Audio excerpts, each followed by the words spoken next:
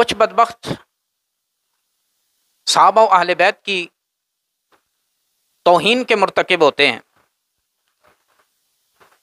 اور یقیناً جو اصحاب رسول اور اہل بیت رسول کی ذوات قدسیہ پر زبان تان دراز کرتا ہے، ان کی بے ادبی اور گستاخی کرتا ہے، اس پر دنیا آخرت میں اللہ کی پھٹکار ہے۔ ہم اہل سنت بحمد تعالی آل و اصحاب سے پیار کرتے ہیں اور ان سے محبت کا اظہار کرتے ہیں، اور ان کی محبت ہمارا سرمایہ ایمان ہے۔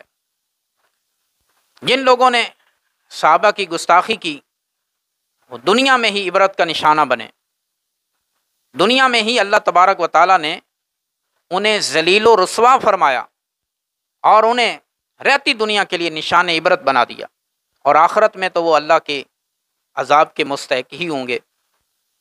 عبد الملک بن عمیر کہتے ہیں کہ کوفہ کے اندر ایک آدمی جو مردوں کو کفن دیا کرتا تھا، جب کوفہ میں ایک شخص مر گیا اسے بلایا گیا کفن دینے کے لیے۔ جب وہ کفن دینے کے لیے اس کے پاس پہنچے تو ابھی دیکھا کہ اس کی سانسیں چل رہی ہیں اور منہ پہ کپڑا لپیٹا ہوا ہے اور آگ آگ پکار رہا ہے۔ انہوں نے کپڑا ہٹایا اور اس کی مصیبت کو دیکھ کر، سکرات موت کی سختی کو دیکھ کر حاضرین کہنے لگے پڑھو لا الہ الا اللہ، کلمہ طیبہ پڑھو۔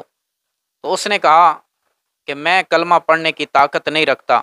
لوگوں نے پوچھا کیا وجہ ہے، کیوں نہیں پڑھ سکتا کلمہ؟ تو کہنے لگا اس لیے کہ میں ابو بکر و عمر رضی اللہ تعالی عنہما کو گالیاں دیا کرتا تھا۔ یہ واقعہ حافظ ضیاء الدین المقدسی نے کتاب النہی عن سب الاصحاب صفحہ نمبر 90 پر درج کیا ہے۔ اسی طرح بہت سارے واقعات علامہ سید محمد بن عبداللہ الجردانی مصباح الظلام کے اندر لکھتے ہیں، جلد نمبر 2 صفحہ نمبر 21، کہتے ہیں ابن منیر جو حلب کے اندر رہتا تھا ایک مرتبہ فوت ہو گیا۔ نوجوانوں کی ایک جماعت اکٹھی ہوئی اور انہوں نے آپس میں مشورہ کیا، کہنے لگے ہم نے سنا ہے بزرگوں سے کہ جو شیخین کریمین کو گالیاں دیتا ہے، برا بلا کہتا ہے، صحابہ کرام کی بے ادبی گستاخی کرتا ہے، اللہ تبارک و تعالیٰ قبر میں اس کی شکل کو خنزیر کی صورت بنا دیتا ہے۔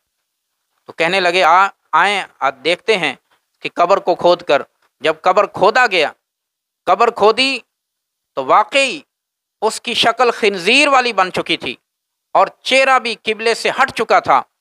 نوجوانوں نے اسے نکالا، لوگوں کے سامنے نشان عبرت کے لیے رکھا، اور پھر اس کی میت کو جلا کر دوبارہ گڑھے میں دبا دیا۔ تو اس سے پتہ چلا کہ جو اصحاب رسول کی بے ادبی کرتا ہے قبر میں بھی اس کا حشر برا ہوتا ہے۔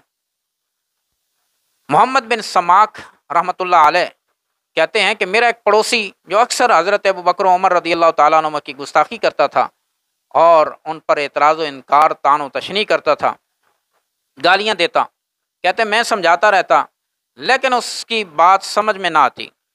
ایک مرتبہ اس کی میری مٹ بھیڑ ہو گئی اور اسی دوران بات جو ہے وہ لڑائی تک جا پہنچی۔ آپ فرماتے ہیں کہ میں غمگین ہو کر واپس آ گیا اور آ کر سو گیا۔ رات کو رسول اللہ صلی اللہ علیہ وسلم خواب میں تشریف لائے تو میں نے آقا کریم علیہ السلام کی بارگاہ میں اس کی شکایت کی اور عرض کی کہ یہ آپ کے اصحاب کو برا کہتا ہے اور گالیاں دیتا ہے۔ تو رسول اللہ صلی اللہ علیہ وسلم نے محمد بن سماک رحمۃ اللہ علیہ کو چھری پکڑائی اور فرمایا جا کر اس کا گلا کاٹ دو۔ آپ فرماتے ہیں میں نے خواب کے اندر ہی چھری پکڑ کر اس کے گلے پر رکھی اور گلا کاٹ دیا۔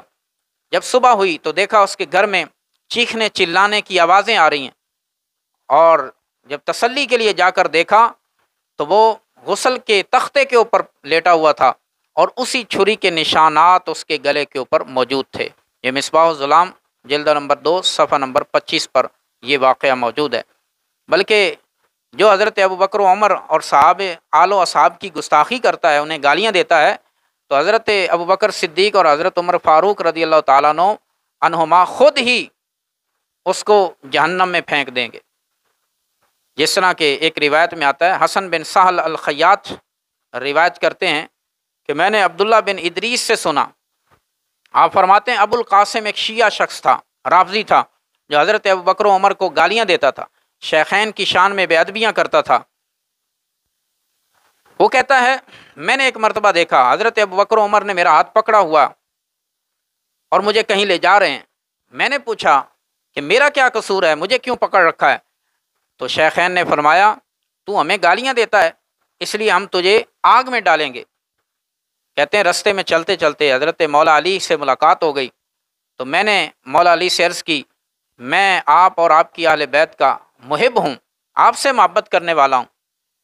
تو حضرت مولا علی نے شیخین کی طرف دیکھا تو شیخین نے فرمایا یہ شخص ہمیں گالیاں دیتا ہے اس لیے ہم اس کو آگ کے اندر ڈالنے جا رہے ہیں۔ تو مولا علی نے فرمایا اگر تو شیخین کو برا کہتا ہے، اصحاب رسول کو برا بلا کہتا ہے، تو پھر اللہ کے عذاب سے میں بھی تمہیں نہیں بچا سکتا۔ تو شیخین کریمین نے اس کے ہاتھ کو پکڑا اور سیدھا جا کر آگ کے کنارے لا کھڑا کر دیا۔ تو وہ ابو القاسم کہتا ہے اس دن سے میں نے توبہ کی سچے دل سے کہ آج کے بعد شیخین کریمین اصحاب و آل کے بارے میں کبھی بھی غلط نہیں سوچوں گا اور برا نہیں سوچوں گا۔ یہ النہی عن سب الاصحاب صفحہ نمبر 111 پر حافظ ضیاء الدین المقدسی نے واقعہ نقل کیا ہے۔ اسی طرح اور بہت سارے واقعات ہیں جس میں اصحاب رسول اور آل رسول کے گستاخ اور بے ادب کو دنیا میں ہی نشان عبرت بنایا گیا۔ ایک شخص حضرت مولا علی رضی اللہ تعالیٰ عنہ کو گالیاں دیا کرتا تھا، آپ کی شان میں بے ادبی گستاخی کرتا تھا۔ اس نے اپنا چہرہ ڈھانپا ہوا ہے۔ کسی شخص نے پوچھا چہرہ کیوں ڈھانپتے ہو؟ تو اس نے چہرے سے نقاب اٹھایا اور کہنے لگا کہ میں حضرت مولا علی کی شان میں بے ادبیاں کرتا تھا، آپ کو گالیاں دیتا تھا۔ تو ایک مرتبہ رات کو سویا ہوا تھا، ایک ہستی ایسی تشریف لائیں جنہوں نے مجھے کہا کہ تم مولا علی کو گالیاں دیتے ہو۔ یہ کہہ کر منہ پر تھپڑ رسید کیا جس کی وجہ سے آدھا چہرہ سیاہ ہو گیا۔